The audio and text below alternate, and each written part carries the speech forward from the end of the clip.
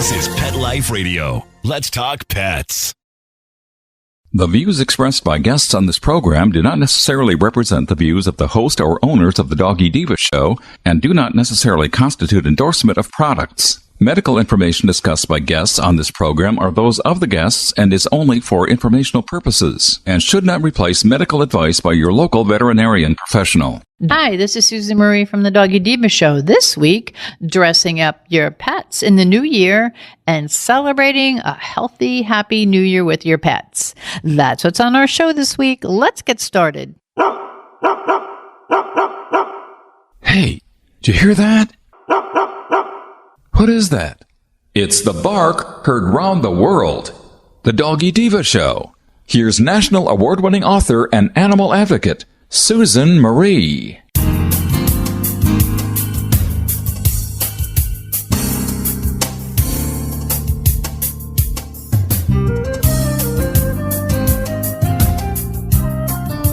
Hi, welcome to the Doggy Diva Show, the show for animal lovers. I'm your host, Susan Marie, and as always, I'm joined by my canine co-hosts, the Doggy Divas themselves. Thank you for joining us today as we bring the experts in the pet and animal world right to you. Contact us at thedoggydiva.com. That's the DOGGYDIVA.com. We love hearing from you. So go grab a cup of coffee and your pet's favorite treat, and we'll be back in just a moment. Take a bite out of your competition. Advertise your business with an ad in Pet Life Radio podcasts and radio shows. There is no other pet-related media that is as large and reaches more pet parents and pet lovers than Pet Life Radio. With over 7 million monthly listeners, Pet Life Radio podcasts are available on all major podcast platforms, and our live radio stream goes out to over 250 million subscribers on iHeartRadio, Odyssey, TuneIn, Stitcher, and other streaming apps. For more information on how you can advertise on the #1 pet podcast and radio network, visit PetLifeRadio.com/advertise today. Let's Talk Pets on PetLifeRadio.com.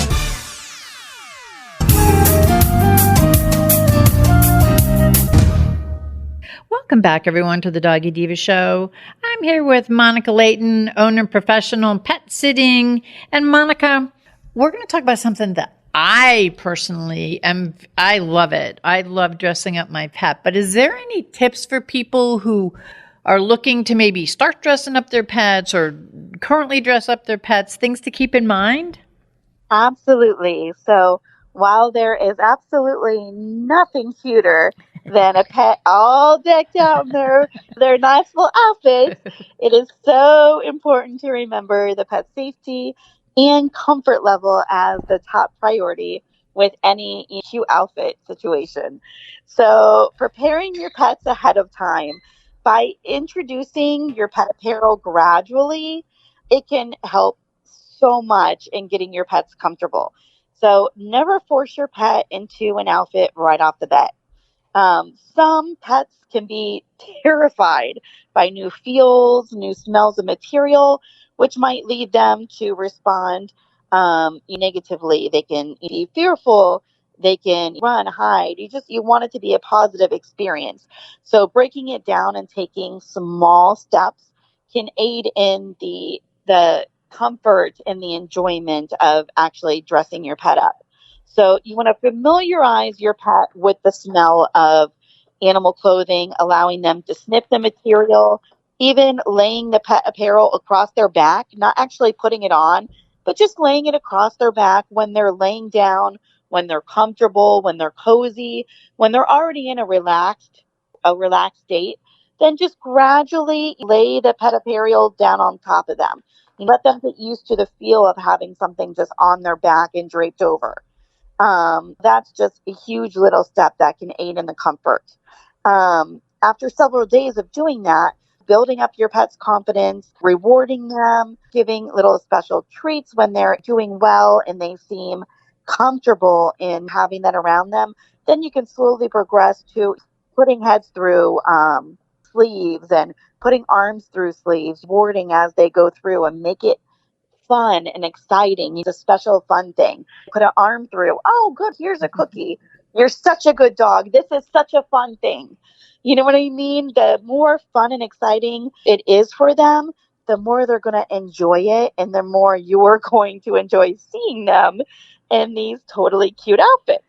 So you definitely want to keep in mind that basic safety is so important. So your pets are already wearing a fur coat naturally. So they can become easily overheated when running around, extra layer of clothing on.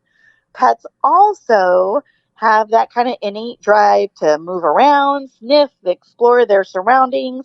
So you want to make sure that when your animal has clothing on, that it allows for your little fur baby to roam around freely without like having constricted movement, nothing being too tight, blocking any air pathways. You don't want it too snug to where skin isn't able to breathe and be comfortable. And choosing that right apparel is so important. So the outfit should not be too tight or too loose. They should easily be able to sit, walk, go to the restroom without anything dragging or rubbing against the skin too tightly. Nothing that is loose or too big around the legs that's dragging on the floor that they could potentially trip over. You also want to be cautious about when you purchase your pet's apparel, what it's made out of. The smell chemically is the material soft? Is it itchy? Is it same as us? You certainly don't want to go and get something to put on yourself and have it be itchy and stinky, and that just their smell sense is so much stronger than ours. So something that's like iffy to us can be a huge irritation to them. I'm sure that there's not a lot of chewable parts on sweaters or outfits. So even though like little buttons and little embellishments can look beautiful, if you have a pet that's going to immediately go and chew those off, it could have the potential of becoming like a choking hazard. So you definitely want to be cautious about our pets that like to chew.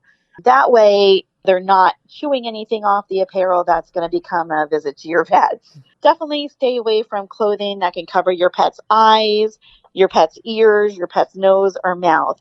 So some of the cute little hoodies are fine, but if it's not sized appropriately and it's falling into their face or covering up their ears to where the ears aren't getting any airflow, it can definitely be irritating and not so safe for our pets. And if your pet is not ready for a full outfit right away, if it's taking them longer to acclimate to the things in a happy, unanxiety-ridden level, then start even smaller. Festive collar with a bow, a bandana. All those can be small little steps to getting your pet more comfortable. And pet is going to adapt at their own rate. Some pets, you can throw a shirt on them day one, not even acclimate them at all, and they are going to be happy and they're going to flaunt their stuff. Other pets, they're going to be a little more cautious. So it's just watching your pet's body language, seeing how they adapt.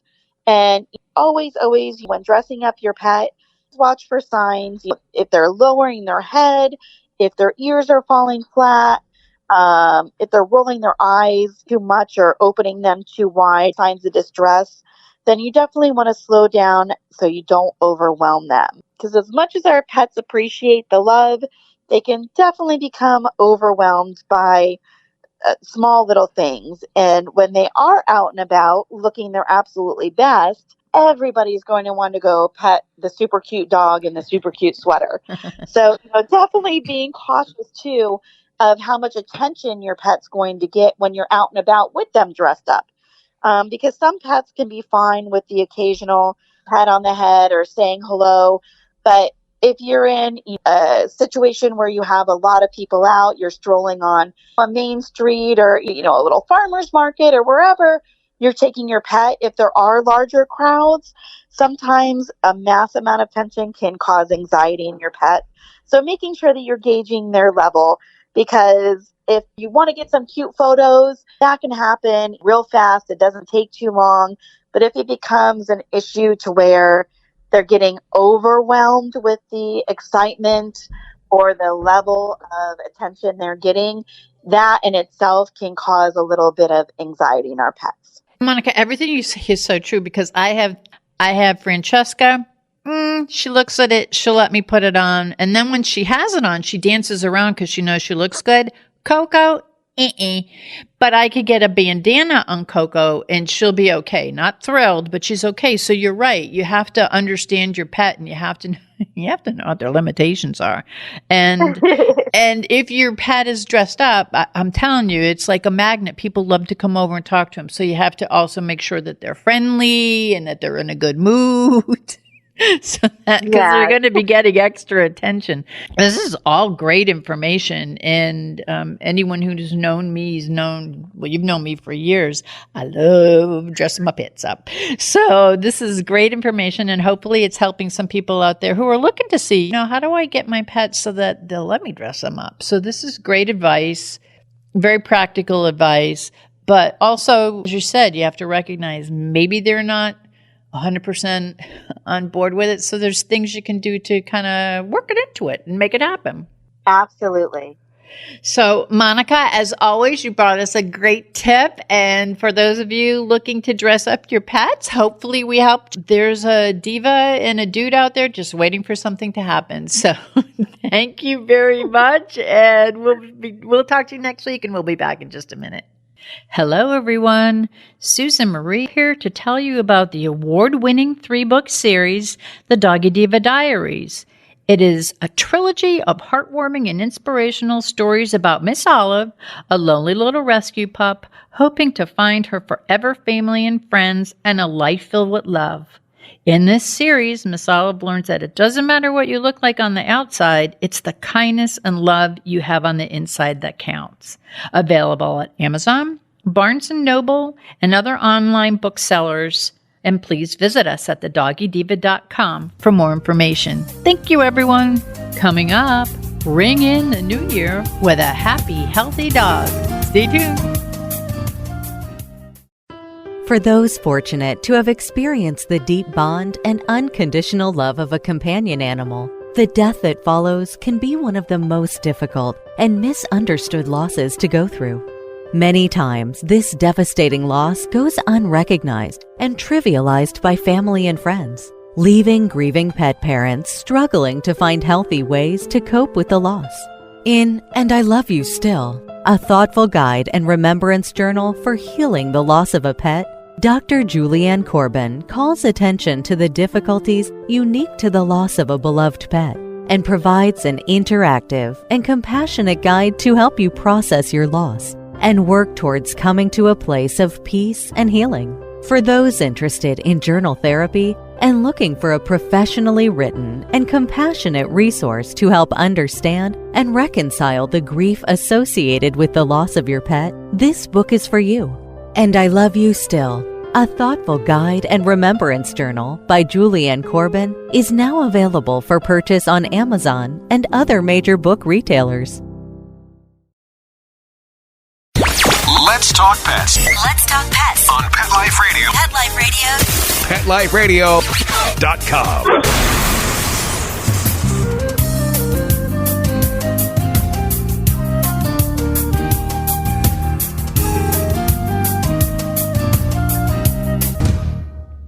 Welcome back, everyone, to the Doggy Diva Show. Being a pet parent, I enjoy celebrating the holidays with my fur kids. And with us today to share valuable advice on safely and responsibly celebrating the new year with our pets is Kim Gaebelein, Chief Marketing Officer at Bil-Jac Foods. Hey, Kim, welcome back. Hi, Sue. Thanks for having me on. Oh, it's our pleasure. We have New Year's coming, and then we go into the New Year's. We have our New Year's resolutions. We have all of this that we're beginning, all of this great year. So do you have any tips on how we can safely and responsibly ring in the new year with our pets? Absolutely. I think, the holidays are a great time for, both us and our furry family members to, kind of have some fun and, be with each other. But sometimes between the hustle and bustle and getting ready for the parties, we forget about all the other things with our dogs, right? So it's good to kind of think about what else can you do to kind of be safe for the party. The first thing to think about is, who have you invited over? Do they know your dog? Are they comfortable with dogs? You may want to let them know, oh, I have a dog. Your dog's really friendly. It's not a problem. But some guests may be a little bit put off by dogs. So it's sometimes good to let them know in advance that you have a dog and that your dog is, great with people, great with kids, whoever you may be having over. I think that's always a nice way to start, so nobody's surprised when they get over to the house.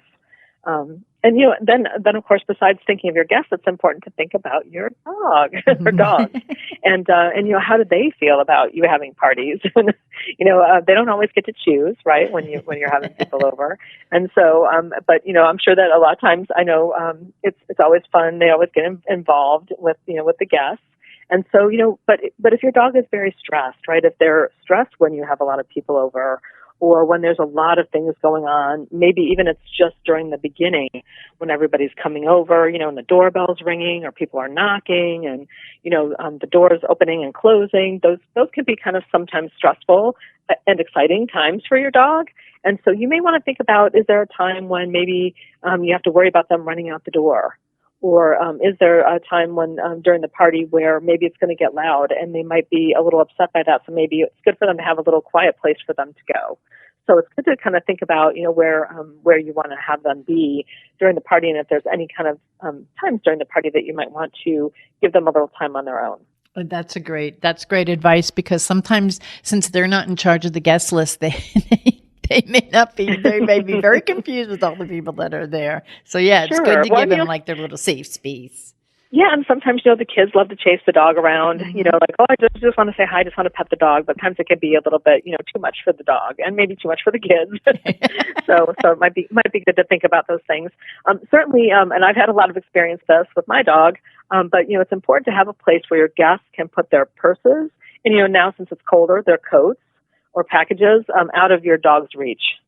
So certainly being able to, either have a room or somewhere where they can hang them that's like high enough for your dog not to get in them. As I've talked about before, my dog got into my aunt's purse and ate a pack of gum, which was a whole, medical experience, but thankfully he lived through and was fine. But it's important to kind of think about where you're going to put those things and then make sure that your dog doesn't have access to them, especially if they're bringing over gifts. Candy is such a popular thing to bring over, for this kind of a holiday. So you want to make sure that they can't get into those things and get into trouble. Kim, I always use your aunt's story when I'm telling how important it is to make sure you put your coats and purses in a closed room that the dogs can't get in, because I always tell about when Blizzard did a little purse snooping. So. Yes.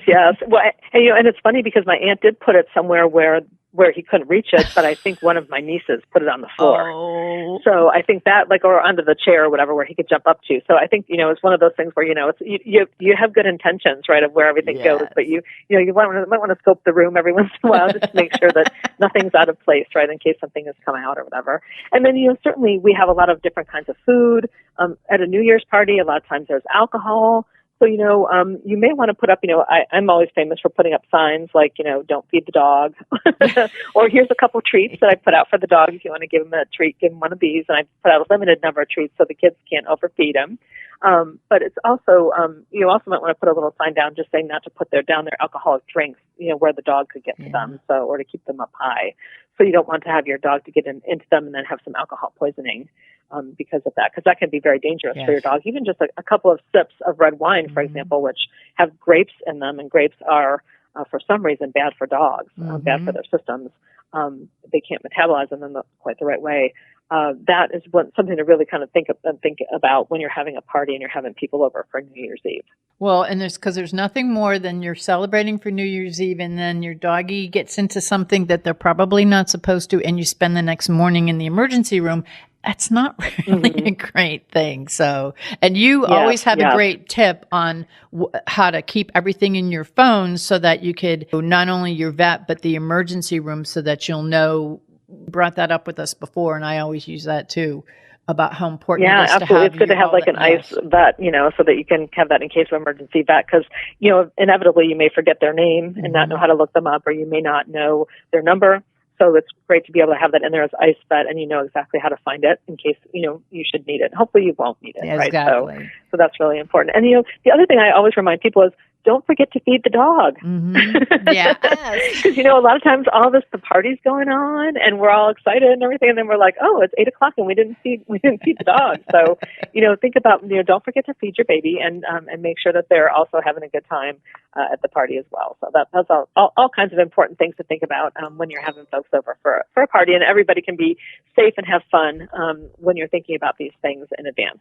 And I think that that's great because that way it helps to ensure for a fun party for you, your guests, and your pups. Mm-hmm. So I think that that's wonderful. Those are great tips. Thank you so much. Now, another thing that we do on the New Year's is we make these resolutions. And is there any resolutions that you could suggest that maybe we make with our dogs?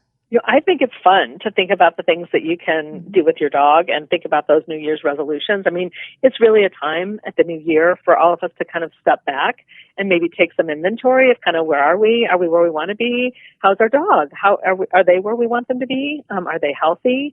Are they active? What are some things you can do to kind of help them, live their best life, just like you're trying to live yours? And so, including them in that kind of thoughtful process can be really very helpful, right? And help you kind of have even a stronger bond with them, right? And make sure that they're healthy and happy. So, things to think about, maybe, I always talk about training.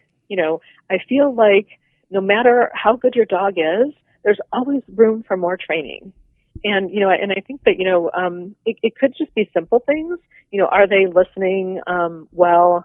Are they well trained? Because again, when they are, then they kind of know what's expected of them, what you're expecting of them. And then also, that can also help in very dangerous situations, right? Do they come? Do they stay? And so just sometimes, spending a little bit extra time, maybe you put on the calendar once a month, that, hey, this day we'll spend some training, or every Monday we'll spend, 15 minutes on training a particular new thing, right? Maybe it's a new fun trick you want to teach them, like how to walk backwards, or, how not to jump on people. So, it could be some just very little things, but at least you're making some thoughtful process toward helping them, be better and be more trained and more well trained and feel more comfortable with it. That's great. So, certainly, things like exercising. I don't know how to say that. We probably don't exercise enough ourselves. And so if you're one of those folks that doesn't exercise much yourself and you're not really taking your dog on a walk, maybe it's time to think about, can you maybe schedule some time together to be able to go make sure that you're at least getting out, once a week to go check out maybe a new dog park, or, try to do something, kind of new with them to make that exercise be a little bit more interesting. It's kind of a little more fun, so when you're going to a new place and kind of scoping it out together. Or, you could go big and come up with a bucket list. I think that's fun, right? Like, maybe your dog might like to see the ocean, and walk on the beach.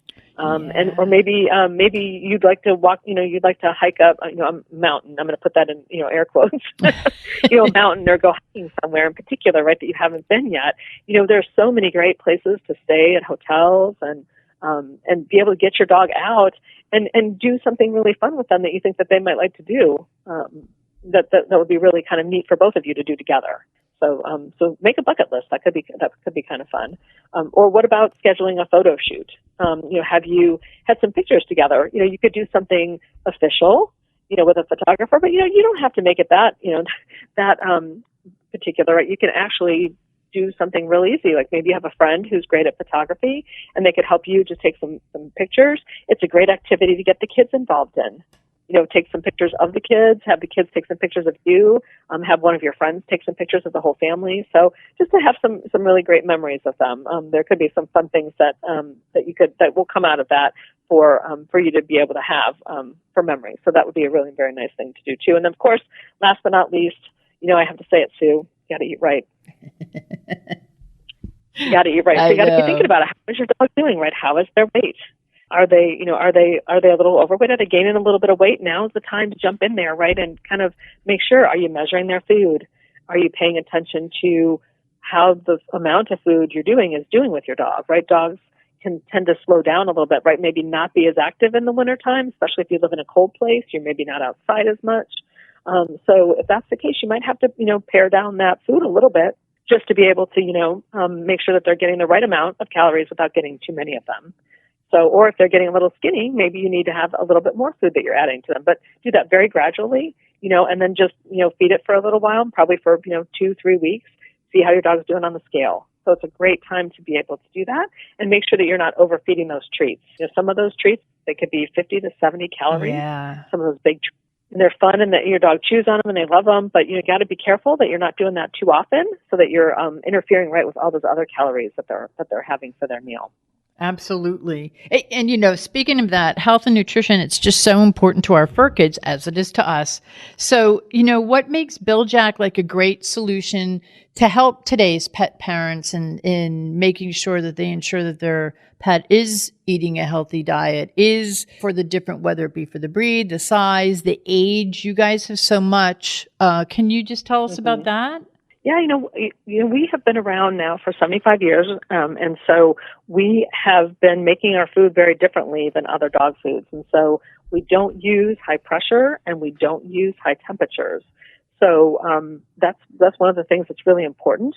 We start with 25 pounds of fresh chicken to make a 30-pound bag of our puppy foods and our adult select food, for example.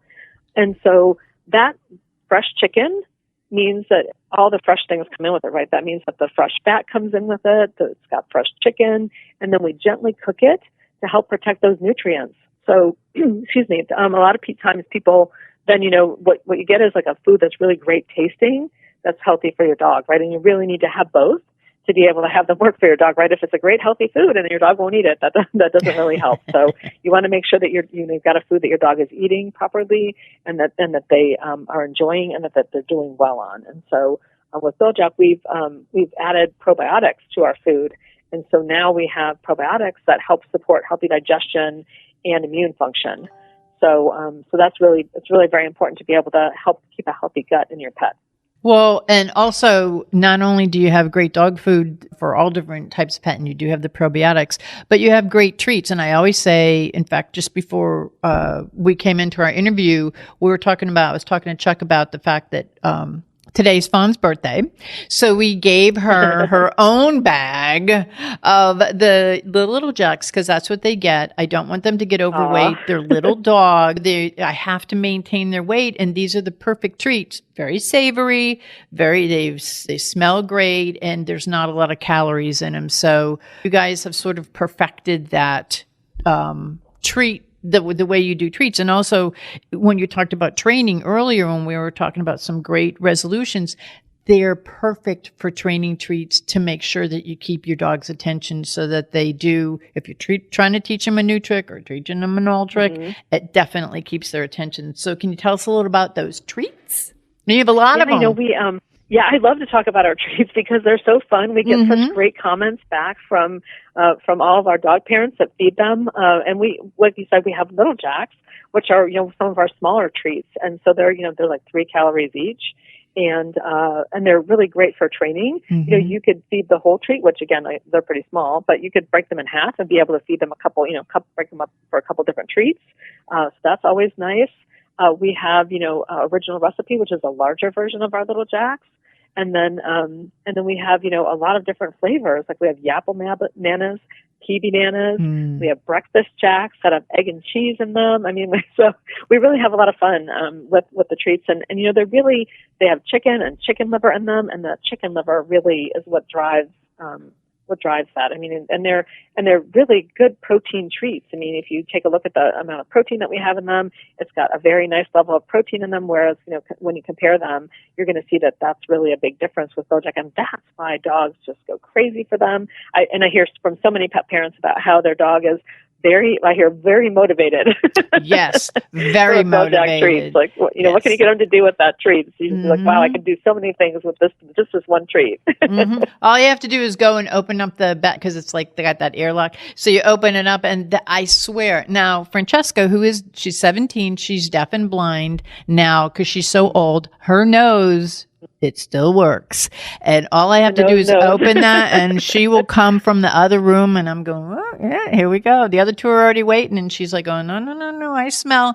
It has that great smell, and it's the chicken liver. I mean, mine love it. I mean, I have 3 of them, and they're all like in line. They love it. Yeah, well, and it's also fun. It's also fun for us to come up with new treats. I mean, we also recently launched some new treats this last year called Smart Jacks. Yes. And there's one for digestive support. There's one for skin and coat support. So, a lot of people think, oh, well, good food can't necessarily taste good. Good treats can't, if they're healthy for you, they can't necessarily taste good. But that's not necessarily true. And so we really wanted to kind of break that mold and be able to kind of give some extra kind of support in those treats. And so we have those, and we also have Slim Jacks, which are low-fat treats. And I say that, but you don't have to tell your dog. No, because your dog won't know. They don't know. Don't tell your dog. They can't read. They won't see it on the package. So a lot of times you can get some different things right. You can be able to get help them with some of their other goals, like we were just talking about, and be able to use something like Slim Jacks or Smart Jacks to be able to help support kind of some of those other things that you're working on for the new year. And that's and going back to Fawn, she when we first got her, she was 11. We adopted her at a senior age, and she had a lot of digestive issues. So we did give her the Smart Jacks for digestion, just to help because she was used to something totally different, which I don't have. And so she, that really helped with her, not only her digestion, but she was feeling like she was getting something that was like really, really good. Of course, we combine it with the Little Jacks, but what you guys have done with the treats, it's so cutting edge. It's really cutting edge, and it's taking it to the next level. So kudos to Bil-Jac on that. Thank you. Now, where can the listeners go to learn more about the Bil-Jac products? You also have my favorite thing, the newsletter, and you have training videos. There's so much out there. Where can they go to find more? Yeah, come out to our website. That's really the best place to start. It's Bil-Jac.com. It's BIL-JAC.com, and we have a store locator out there, so you can say I'm looking for dry food, and try to find it at the place nearest to you.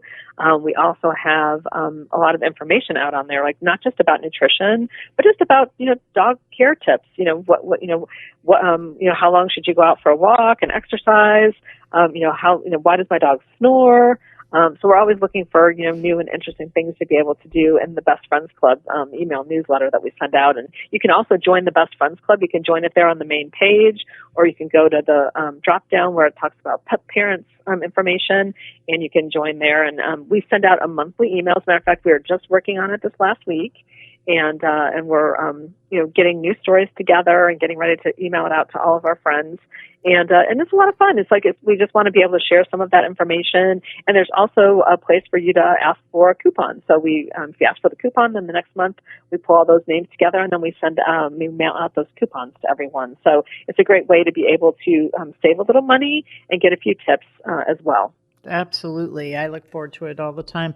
Well, Kim, as always, I want to thank you for being our guest today and for sharing great advice for ringing in the new year safely with our pets, and also to make some great resolutions for the new year for ourselves and our pets. So I wish you and Blizzard and your family and everyone at Bil-Jac a very happy new year, and we're looking forward to talking to you again in 2023. Thank you. Happy New Year. Thank you. We'll be back in just a moment. Pet Life Radio, the #1 pet radio network on the planet, joins forces with iHeartRadio to put the power of your pets in your pocket. Awesome! Download the iHeartRadio app and rock Pet Life Radio on your phone, on your tablet, on your Xbox, in your car. Pet talk, pet tunes, and fun pet times. Pet Life Radio and iHeartRadio. Positively Possum. We would like to thank our guests this week. And also, as our Doggy Divas always say, please love your pets because they love you unconditionally. And please remember to adopt, foster, spay, neuter, and microchip. And as always, please have a great Diva week, everyone. That's all for this episode of the Doggy Diva Show. To find out more, go to our website, thedoggydiva.com. Also, find us on our Facebook page, The Doggy Diva Show, and tell your fellow dog lovers about it. Don't miss Susan Marie, Miss Olive, and the Doggy Divas right here for the next episode. See you again soon.